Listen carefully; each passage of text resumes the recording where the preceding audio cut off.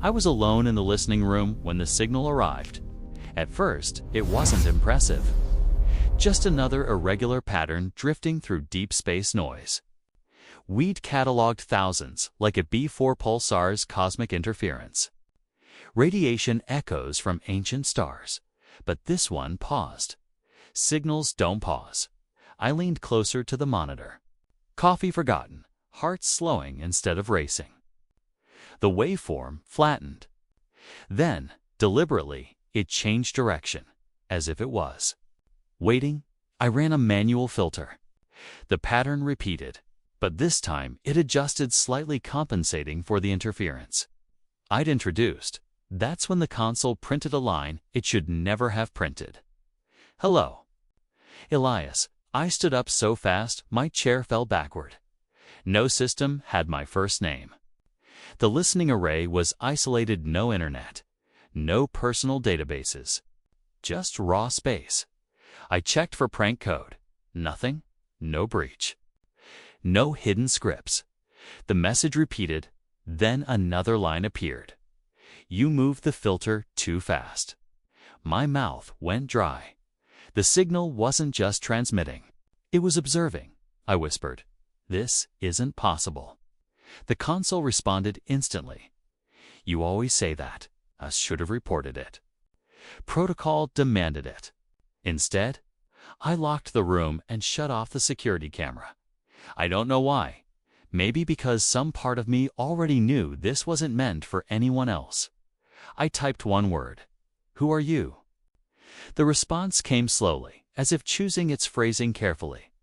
We are what remains when listeners stop asking questions. I didn't understand. But the signal continued, unfolding piece by piece over the next several hours.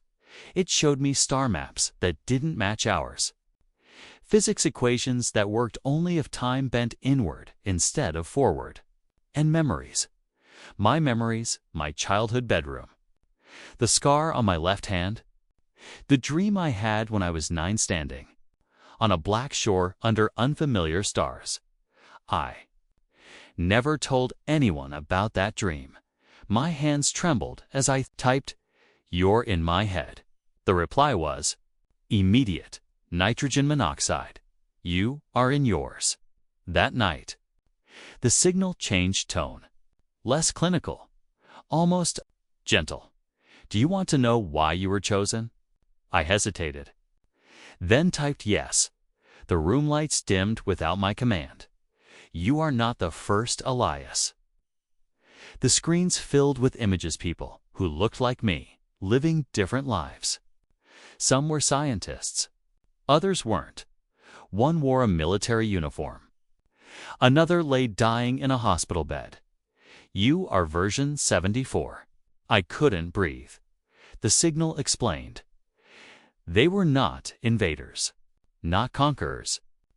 They were archivists on intelligence that preserved civilizations by copying key observers at pivotal moments. Every time humanity approached a discovery that could destroy itself, one of us was created. A listener, a witness, a reset point. When one version failed, they adjusted variables and tried again. Am I real? I asked. The signal paused longer than before. Define real. Anger surged through me. You used me? Yes. At least you're honest. We learned honesty from you. The final revelation came quietly. This timeline, my timeline, had reached the decision point. A breakthrough I would publish in 3 weeks would lead, inevitably, to a technology that erased causality itself. Humanity wouldn't survive it, unless I chose not to publish. What do you want from me? I typed. The signal dimmed. We want you to do what you always do. I laughed bitterly. And what's that? The reply appeared, one word at a time. Listen. At dawn, the signal vanished. No trace. No record. Just silence. 3 weeks later, I deleted my research and resigned. The world continued. Sometimes, late at night, I swear I hear static in the back of my mind, waiting